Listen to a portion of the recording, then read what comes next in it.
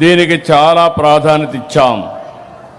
ఒకప్పుడు మీరు ఒకసారి చూస్తే 2014-19 8,19,853 ఇండ్లకి ఆ రోజు శ్రీకారం చుట్టాం, పూర్తి చేసి మీకు అప్పజెప్పాం. ఈరోజు అధికారంలోకి వచ్చిన ఏడాది లోపలనే 20 నెలల్లో ఇది రెండోసారి. 25 నవంబర్ 12న అన్నమయ్య జిల్లా రాయచోట్ నియోజకవర్గంలో 3 లక్షల మందికి గృహప్రవేశాలు చేశాం. ఈరోజు ఇక్కడ మీరు చూస్తే దగ్గర ఏపీ టిట్కో 1,00,000 ఇండ్లు, ఇంకో పక్క ఏదైతే హౌసింగ్ కింద ఇంకొక 1,50,000 ఇండ్లు కడుతున్నాం. ఈ ఒక్క తిరుపతి జిల్లాలో 15,659 ఇళ్లు నిర్మించి ఈ పేదవాళ్ళ కళ్ళల్లో ఆనందం చూడడం నా అదృష్టంగా నేను భావిస్తున్నాను. ఇంకొక పక్క మీరు చూసినప్పుడు ఇప్పటి వరకు ఈ 20 నెలల్లో 5,50,000 ఇండ్లు కట్టాం. మళ్ళీ రేపు రాబోయే రోజుల్లో మీరు చూస్తే ఇందులో 4,52,000 ఇండ్లు PMEAY అర్బన్లో కట్టాం, గ్రామీణలో 78,000 కట్టాం. ఇంకొక పక్కన నేను మీ అందరికీ హామీ ఇస్తున్నాను, వ్యవస్థను అస్తవ్యస్తం చేశారు. ఇప్పుడే మా మంత్రులు చెప్పారు, మళ్ళీ దీన్నంతా కూడా స్ట్రీమ్లైన్ చేస్తున్నాం. ఈరోజు ఇక్కడికి వస్తే నాకు ఎంత ఆనందంగా ఉందంటే, ఇక్కడ పేదవాళ్ళు ఉంటారని బయట చూస్తే ఎవరికి అర్థం కాదు. అలాంటి ఇళ్లు నిర్మాణం చేసిన ఘనత ఈ ప్రభుత్వానిది.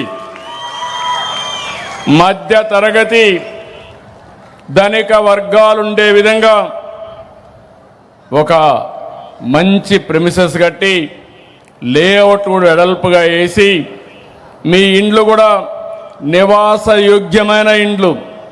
ఇప్పుడే నారాయణ గారు చెప్పారు, ఇక్కడ అన్ని ఇన్ఫ్రాస్ట్రక్చర్, ఒక అంగన్వాడీ, పరిస్థితిని బట్టి ఒక స్కూలు, ఒక కమ్యూనిటీ హాలు, మీరు బయట పోయే పని లేకుండా ఇక్కడ నడుచుకుంటూ పక్కనే ఉద్యోగం చేసే విధంగా, ఇంకా అవసరమైతే మీరు స్వయం ఉపాధి, భర్త బయట పోతే ఇక్కడే ఇంటి దగ్గరనే పనిచేసి కుటుంబ సభ్యులను చూసుకుంటూ డబ్బులు సంపాదించాలనేది నా ఆలోచన, నా యొక్క ధ్యేయం.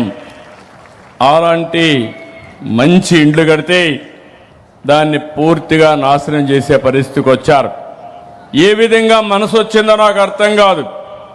పేదవాళ్ళ పొట్టగొట్టారు, మీకు అన్యాయం చేశారు, ఏమాత్రం కూడా బాధ్యత లేకుండా ప్రవర్తించారు. వీళ్ళు 5 ఏళ్ళు మాట్లాడారు. వీళ్ళు కట్టింది 5 ఏళ్లలో 6,50,000 ఇళ్ళు కట్టారు. ఈరోజు 21 నెలల్లో 5,50,000 ఇళ్ళు కట్టాం.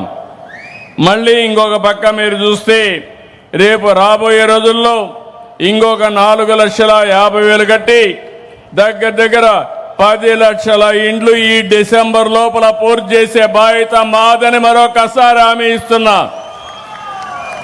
వ్యత్యాసాన్ని మీరు ఒక్కసారి గుర్తుపెట్టుకోవాలి. గత ప్రభుత్వంలో ఎన్టీఆర్ హౌసింగ్ 4,73,000 ఇండ్లు ఇస్తే దాన్ని రద్దు చేసే పరిస్థితికి వచ్చారు. 2,73,000 మంది పేదవాళ్ళు ఇల్లు కట్టుకుంటే వాళ్లకు డబ్బులు ఇవ్వకుండా 920 కోట్ల రూపాయలు ఎగ్గొట్టే పరిస్థితికి వచ్చారు. అంటే ఆ రోజు మీరు గుర్తుపెట్టుకోవాలి, ఎక్కడ ఏది చూసినా నేనే గుర్తొచ్చేవాడిని. నేను గుర్తొచ్చినప్పుడు నేను ప్రారంభించాను కాబట్టి దాన్ని విధ్వంసం చేయాలి. ప్రజా వేదికతో ప్రారంభమైన విధ్వంసం రాష్ట్రాన్ని పూర్తిగా సర్వనాశనం చేశారు. ఆ విషయం మీరు గుర్తుపెట్టుకోవాలి. 10